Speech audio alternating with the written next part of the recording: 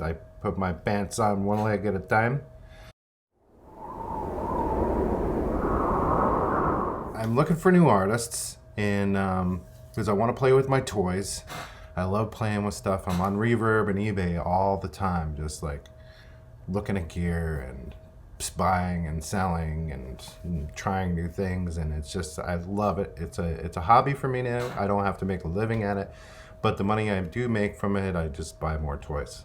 One of those toys that I got actually came from a fan, Bruce Dandy from British Columbia.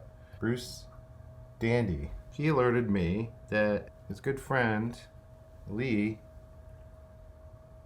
had found this in our attic. It belonged to his brother-in-law, a musician and into gear. It is a amazing compressor that was built in near me, actually, Waltham, Massachusetts, in the 70s. You can tell by the nice wood paneling they use on these suckers. It weighs a lot. It's got a lot of juicy stuff in it. This is a compressor, so on this song, I put it on the bass drum and snare drum, and it gives it a little special little thwack sound. Just, you know, if you ever find stuff in your attic or basement and it looks cool, it looks like audio gear, please send me a picture of it. These are incredible. These are one of the best drum compressors and bass compressors that exist. It's exactly the same as a 160, which is the one you find more often, but this is a 161. The only difference is the inputs and outputs are not professional grade, but you can upgrade those. And I used it without upgrading it, and it sounds amazing. So thank you, Bruce and Lee. I just wanted to show you something that I just finished with someone who lives in California. And I live in Massachusetts, so it's 3,000 miles away. We did it via internet. We chit-chatted. He sent me a bunch of ideas, and then I kind of latched onto a couple that I was like, yeah, that sounds really cool. He wrote it thinking of my drumming style in mind. A really nice guy and really talented. He doesn't have much stuff. He's got a lot of cool guitars. He says he doesn't have a lot of stuff, but he has a lot of cool guitars. I thought it'd be good to share what he did on his end to work with me. You guys have seen what I do. You can watch Recording Drums with Forrest Williams. So he put together a video and showing what he does, and he also has a YouTube channel which he mostly does the guitar stuff, but in this one he shows you the stuff that he used to record with me, and I thought it'd be cool to share that, and maybe if you work with me you could do the same thing and start your own YouTube channel as well. Cool, maybe. So anyway, feel free to email me anytime at producemusicathomenow@gmail.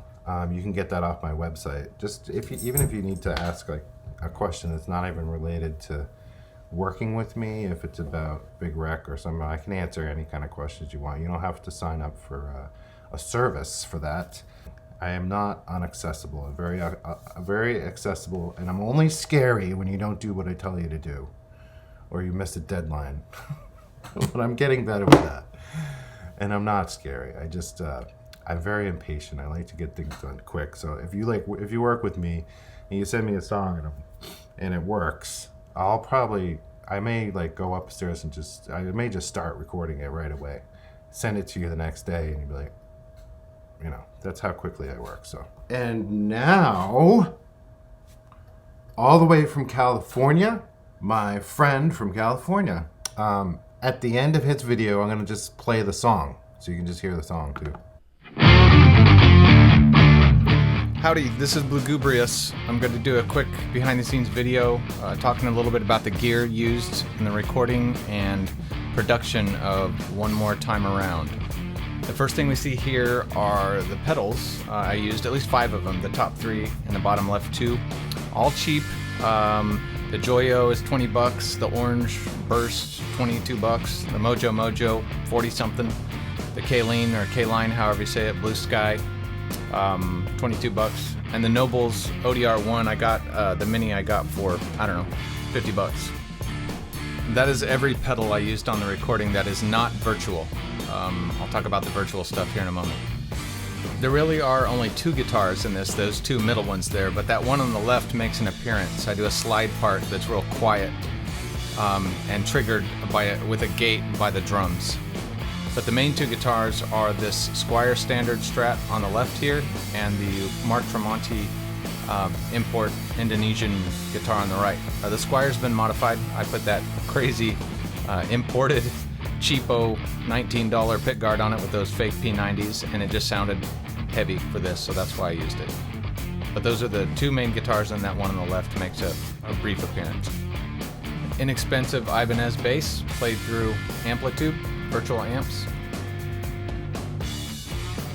Okay, for the real amps, we have the Joyo band amps, Jackman 2 Marshall thing, Blue Jay Fender thing, the Ignator tweaker, all of them clean except for the pedals. Those amps are being played through Celestion A-type speakers and V-type speakers that you're seeing the Behringer and Superlux mics on right now. That Fender Deluxe amp you see is not being used, just has a V-type speaker in it, and I'm using it, preserving that amplifier. It's a classic, so I don't play it much. All the main rhythm guitars are through the real amps, but I also have a couple of tracks of virtual amps through Amplitube 4, and the lead guitar at the end is through Amplitube. So it's all virtual, no real speakers or mics or amps on those 2 parts. I said I recorded everything rhythm-wise through real amps, but actually it's only a couple of performances that I did reamping by reversing this DI. Totally a fun process. Email me if you have questions about it.